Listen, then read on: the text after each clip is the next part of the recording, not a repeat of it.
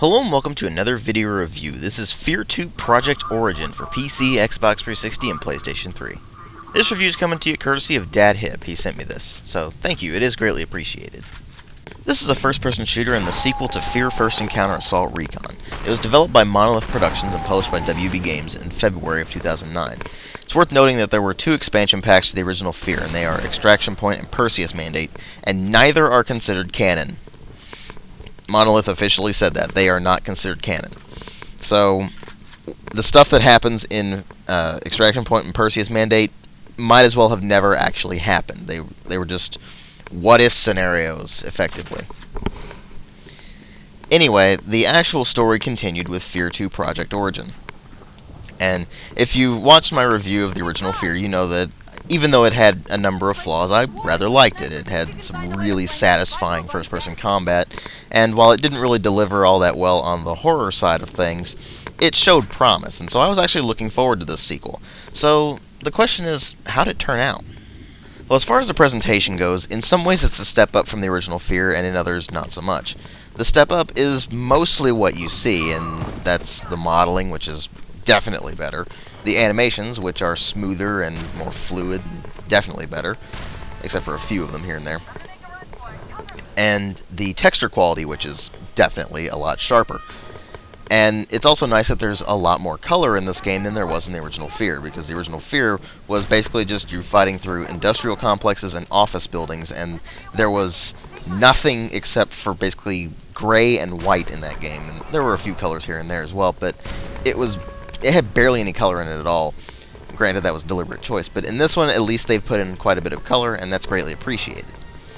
But the step down comes in one thing that's really tied in with the combat. If you saw my review of the original F.E.A.R, you know that I really enjoyed the F.E.A.R combat, because it was just so visceral and satisfying. I mean, you'd blast it your way through enemies and just tear up the environment around you. There'd be dust everywhere from where you've blown holes in the wall, and stuff would go flying. Like, enemies would blow apart in huge chunks and everything. And that really doesn't happen in F.E.A.R 2.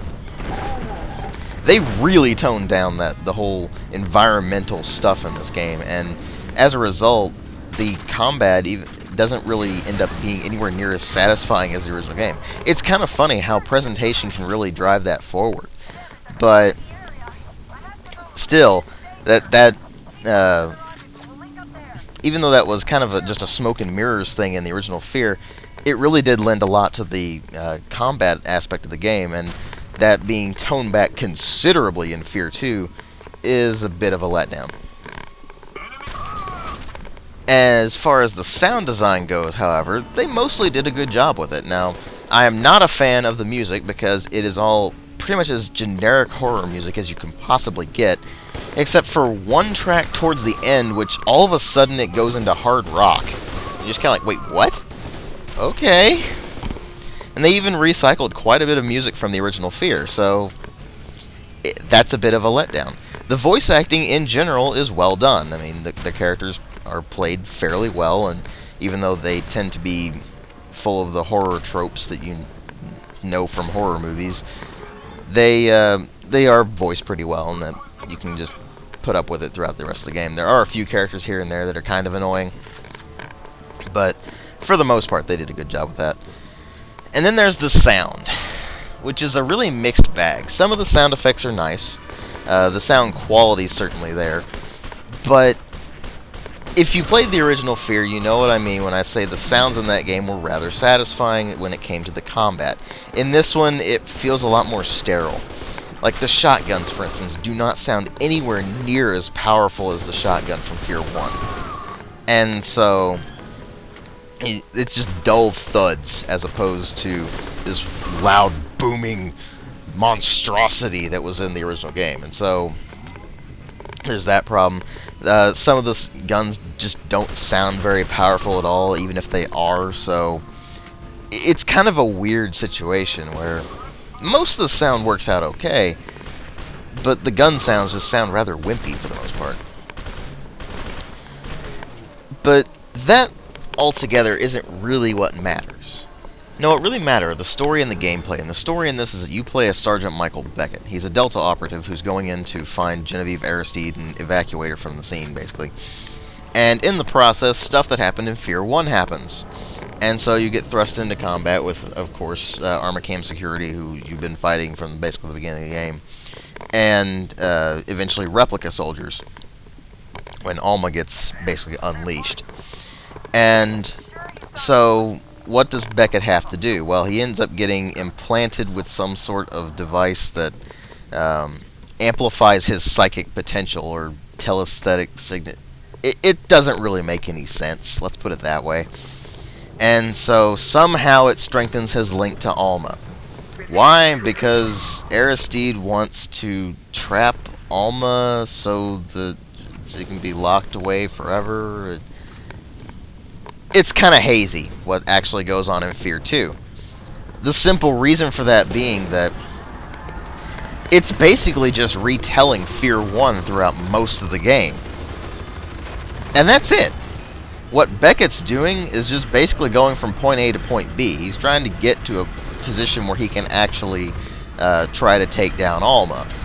And in the process, it's just like, okay, here's all the backstory from the original F.E.A.R, where if you haven't played F.E.A.R, now you know. But if you've played F.E.A.R, screw you, because we're going to tell it all over again, and you're not going to find any of it interesting. Because the way it was told in F.E.A.R 1 was actually interesting. It was told as a sort of mystery, where clues were unfolding around you as you went through the game.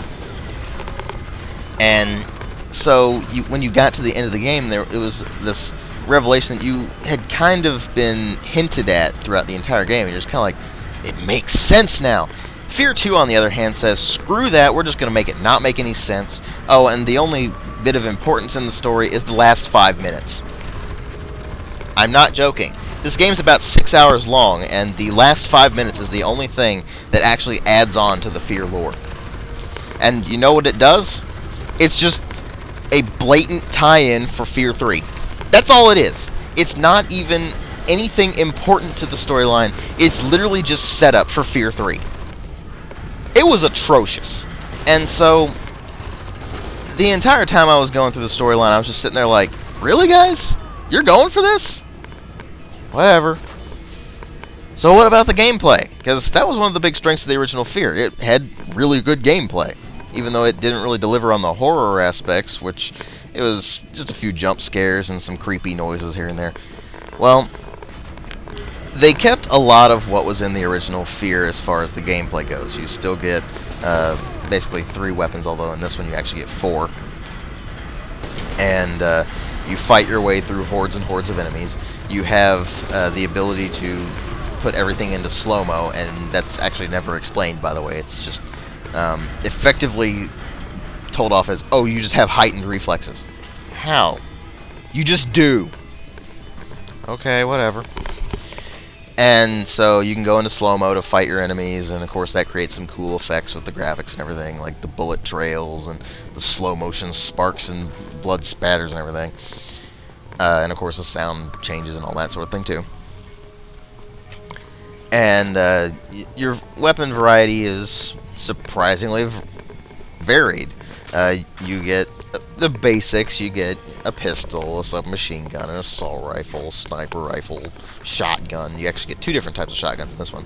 One of them is pump action, it's the combat shotgun, and the other one is the automatic shotgun. And then you get a few other weapons as well, like the laser, and it's basically a plasma gun, but they just refer to it as kind of just this experimental energy weapon. It's kind of weird. You get a variety of grenades, which you can also cook if you hold the button down, and it's just a simple grenade throw button. You also get the melee attack that you had in the original F.E.A.R. Now, the difference with this one is that in the original F.E.A.R, it gave you some movement, because you could jump and do this kick maneuver that actually took down an enemy basically in one hit, or you could do a slide maneuver where when you use melee and ducked at the same time, you would slide forward. But they kept you moving as opposed to just having the melee attack where you just whack them with the butt of your rifle or something. Now, they've sort of brought that back. You can still do the jump kick, but you can't do the slide anymore, and I don't really know why. There really wasn't a reason for removing it, because you can just as easily do that on consoles. They did remove leaning, which really annoyed me, actually, but they, for some reason, removed the slide, and there was really no explanation for it. Don't ask, because I don't know. So, what is the majority of the game? Well, obviously you're running from point A to point B, you're just blasting anything that gets in your way, and it's extremely linear, of course. The original game was quite linear as well. You'll occasionally find some power-ups for your reflex meter, although you'll probably never run out of the reflex in this game unless you're playing it on hard. Now, I did notice something about the difficulty settings in this game, and they are that the normal mode is way too easy, and the hard mode is way too hard. In normal mode, the enemies aren't particularly smart, and they go down really easily, and they barely do any damage to you if they even hit you at all. Meanwhile, if you switch it up to hard, suddenly they have the stopping power of a friggin' tank. As in, like, 2 hits and you die. So, that's really all the hard mode does. It doesn't make the enemies smarter, it doesn't make them maneuver better like it did in the original F.E.A.R. In fact, the original F.E.A.R. had really good AI. And the enemies would pretty much outsmart you. They'd try to flank you. They would try to flush you out of your position with grenades and such like that. That doesn't really happen very much in F.E.A.R. 2. They're content to just sit behind stuff and occasionally throw pot shots at you. And particularly when you're early in the game, there's a lot of enemies that are really easy to take down because they have these compressed air canisters on their back, and you can just shoot those in one bullet and they explode. Okay, whatever. It was depressing, actually. I probably could have just gone through the entire game with a pistol if I really wanted to, but I didn't. And switching it up to hard, like I said, made it pretty ridiculous, so I didn't bother with that. I just stuck on normal and just went through the game. But that was kind of the main problem I had with this game. It really wasn't satisfying to play. The original F.E.A.R. had great combat. It was visceral. It was exciting. You had these enemies that were basically trying to outsmart you. And while you generally wouldn't have all that many problems, it wasn't an easy game. The combat was just challenging enough, and the gunplay felt really nice, and obviously the whole destructibility in the environments, even though it's mostly smoke and mirrors, was really satisfying. And since they removed most of that in F.E.A.R. 2, it's just nowhere near as satisfying. It just feels like a by-the-numbers FPS, even though it does have some cool weapons in it, like, again, the laser or something like that. And there are some moments here and there that are okay, but it really does feel like they just made this by-the-numbers FPS for the console crowd. And I say that because it just feels like a console game. It's not that it plays particularly bad on PC or anything, but just the cutting away of features and things that basically made F.E.A.R. what it was, it just seems odd. And what about the horror aspect? Well, there's a really big problem with the horror in this game. It is entirely composed of jump scares, which are not scary. They're startling. And once you've had something jump out at you from the shadows, or you've had that loud orchestra stinger just pop in out of nowhere for the umpteenth time, it ceases being startling and becomes irritating. And so you have this FPS, which is pretty by the numbers, and it's not a bad FPS, it's just, it feels rather average, mixed in with this really awful storyline. And the horror aspect, which just feels half-baked. I mean, they put in way more of it than the original F.E.A.R., and it certainly flows better than the original F.E.A.R., where you just have these blatant periods where it's like, okay, this is a transition between the horror and the gameplay, and they did that a lot better with F.E.A.R. 2. But the whole thing just doesn't feel right. And it really doesn't help that they'll put in these segments where it's just full-on action, and it just seems like they tacked it on there just to have it, like the mech segments where you're in powered armor. And you're just mowing down enemies left, right, and center with the chain guns, which have infinite ammo but overheat. And you're not even fazed by anything. And to top it all off, the whole horror aspect of this game is rendered nil, not because of the jump scares, but because nothing poses a threat to you in this game. Not even the enemies pose a threat to you. You can be on the ground and a suit of power armor will come at you. I mean, all you have to do with that is throw a few shot grenades at it whenever its shields go up, and that disables the shield. Then you just pelt it with bullets until it falls apart. Really doesn't take all that much. And the supernatural enemies don't really fare any better. I mean, most of them actually go down in one hit, whether it be from the AR or the shotgun or even the pistol. A lot of them go down in one hit from even the pistol. That's just sad. And then there are other supernatural enemies that are just really annoying. They don't do much damage. They don't take much to bring down, but they're just really fast. They jump all over the place, and they just generally get on your nerves. And even though you think you might be wasting ammo on them, you'll never run out of ammo. I had the assault rifle from the beginning of the time I could actually get it, and I never ran out of ammo for it. Ever. Throughout the entire rest of the game. In the original F.E.A.R, you were having to switch out weapons here and there because you'd run out of ammo for them. I don't really know what the philosophy here was. I mean, they built this rather good game with F.E.A.R 1. It had really great combat. It had a surprisingly interesting story. It had really fun multiplayer, actually.